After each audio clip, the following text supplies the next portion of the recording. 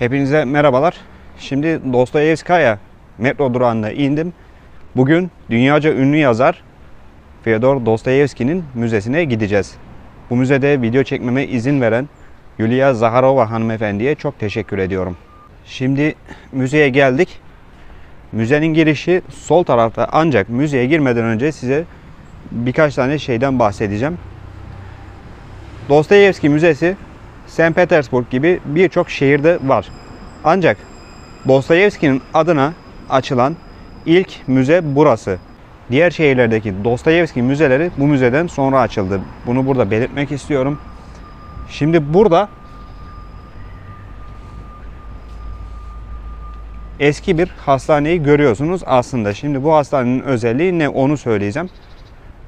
Yazar Dostoyevski'nin babası bir doktordu ve bu hastanede çalıştı. Hastanenin içinde aynı zamanda bir adet de kilise var. Yazar Dostoyevski burada Hristiyan oldu. Şimdi birazdan karşıdaki binaya da gideceğiz. Bu binanın çok önemli bir özelliği var. Şimdi az önce size göstermiş olduğum hastanenin hemen önünde yazar Fyodor Dostoyevski'nin bir anıtını görüyorsunuz. İşte bu görmüş olduğunuz bina yazar Fyodor Dostoyevski'nin hayata gözlerini açtığı binadır. Şimdi müzenin içine girdim.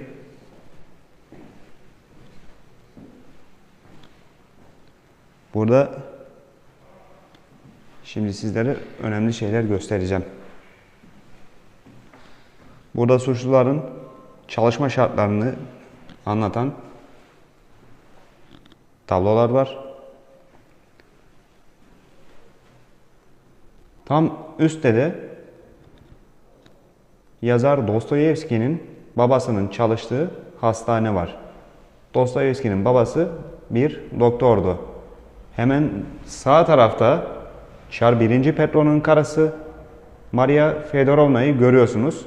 Burada da Çar 1. Alexander'ı görüyorsunuz. Şimdi az önce size gösterdiğim iki tablonun burada ne işi olduğunu soracaksınız. Çar 1. Petro'nun karısı az önce size gösterdiğim hastanenin yapılması için Çar 1. Nikolay'a çok önemli teklifte bulundu ve Çar da bunu kabul etti. Şimdi burada hastanenin, müzenin ve yazar Dostoyevski'nin doğduğu evin planını görüyorsunuz. Az önce size gösterdiğim planın hemen alt tarafında Çar 1. Petro'nun karısının hastanenin açılmasına yönelik mektubu var. İmzalar tamamen orijinal. Şimdi burada yazar Dostoyevski'nin annesini ve babasını görüyorsunuz. Burada da yazar Dostoyevski'nin amcası ve teyzesi var. Hemen sağ tarafa döndüğümüzde yazar Dostoyevski'nin burada kardeşlerini görüyorsunuz. Şimdi burada da Dostoyevski ailesinin beraber yemeklerde kullandığı malzemeleri görüyorsunuz.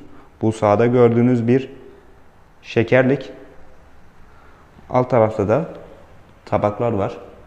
Burada bir adet fincan görüyorsunuz. Şimdi burada da yazar Dostoyevski'nin ninesini ve dedesini görüyorsunuz. Hemen burada sağ tarafta eski Rusça ile yazılmış bir kitap var.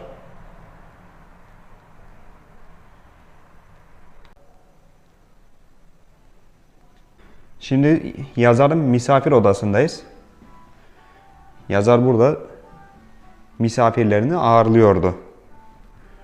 Hemen arka tarafta size göstereceğim yerde yazarın annesinin ve babasının uyuduğu odalar.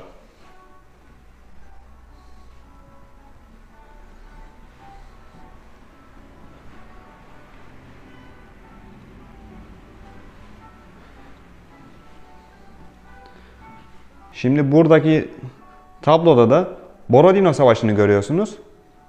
Bu tablonun burada olmasının sebebi de şu: yazar Dostoyevski'nin babası Borodino Savaşı sırasında orduda doktorluk yapmaktaydı.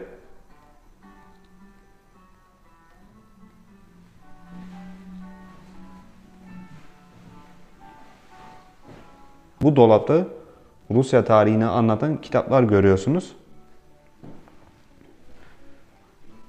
Dostoyevski'nin babası burada ailesine bu kitapları okumuş. Şimdi bu gördüğünüz yerde Dostoyevski ailesinin yemek odası.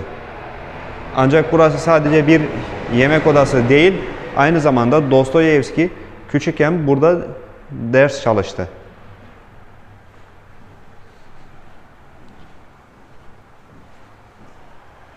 Şimdi burada yazar Dostoyevski'nin abisinin kullandığı masayı görüyorsunuz. Yazar Dostoyevski'nin abisi şu an size bu üstte göstermiş olduğum 3 kitaptan matematik öğrendi. Şimdi bu gördüğünüz masada Dostoyevski'nin bizzat kendisinin çalıştığı masa. Şimdi burada yazar Dostoyevski'nin biyografisini görüyorsunuz.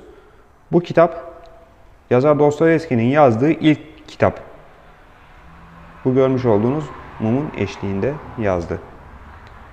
Şimdi buraya geldiğimizde size gösterdiğim şey de şu.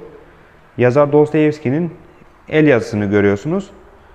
Aslında bunlar yazar Dostoyevski'nin annesine yazdığı mektuplar.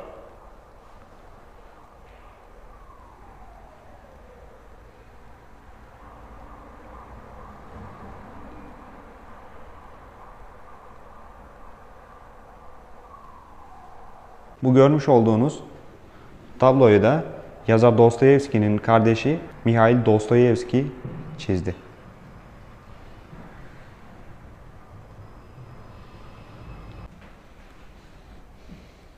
Burası da misafirlerin karşılandığı oda, yani bizim Türkçedeki tabirle giriş kapısı.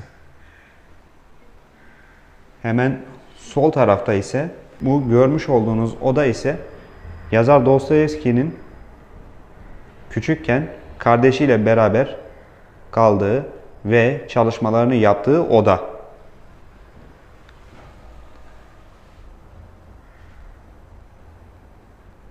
Yazar Dostoyevski ve onun erkek kardeşi bu görmüş olduğunuz sandıkların üstünde uyudular.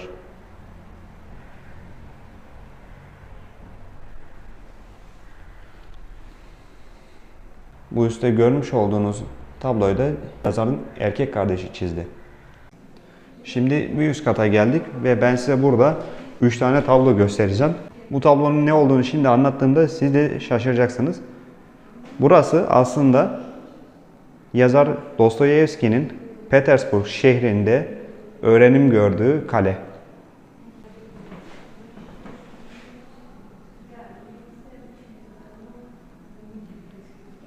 Şimdi burada Dostoyevski'nin gençlik fotoğrafını görüyorsunuz.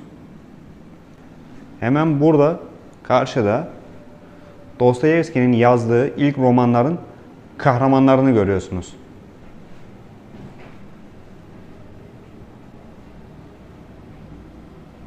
Burada da yazar Dostoyevski'nin yazdığı ilk kitapları görüyorsunuz.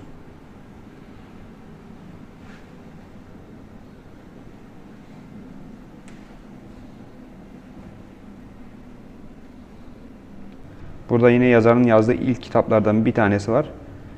Bedniye Ludi. Size az önce aşağıda kötü şartlarda çalıştırılan suçluları göstermiştim. Dostoyevski o suçlulardan esinlenerek bu kitabı yazdı.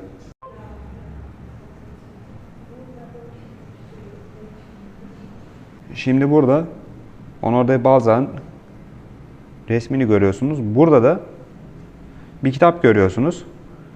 Bu kitap Honoré de Balzac'ın Rusça'ya çevrilen bir kitabı. Bu kitabı yazar Dostoyevski çevirdi. Yazar Dostoyevski çok iyi derecede Fransızca bilmekteydi.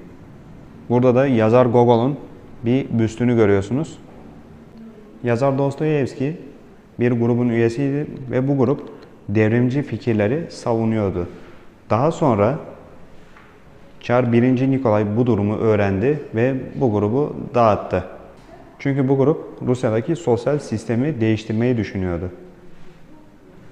Ve yazar 8 ay boyunca bugün St. Petersburg şehrinde bulunan Petropavlovsky Katedrali'nde hapsedildi. Şimdi burada da yazar Dostoyevski'nin yoldaşlarını görüyorsunuz.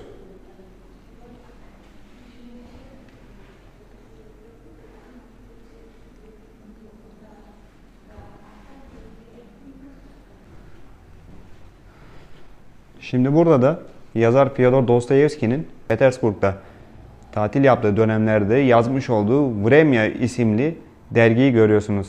Vremya Rusça'da zaman demek. Bu arada saat çok ilginçmiş. İlgimi çekti. Şimdi burada da size az önce göstermiş olduğum Vremya isimli dergide yazan yazarları görüyorsunuz. Bu yazarlardan en ünlüsü ise size şimdi göstermiş olduğum Turgenev. Şimdi burada gördüğünüz koridor yazar Fyodor Dostoyevski'nin Avrupa'daki hayatını anlatıyor. Sağ taraftaki görmüş olduğunuz görseller yazarın Almanya'daki hayatını anlatıyor.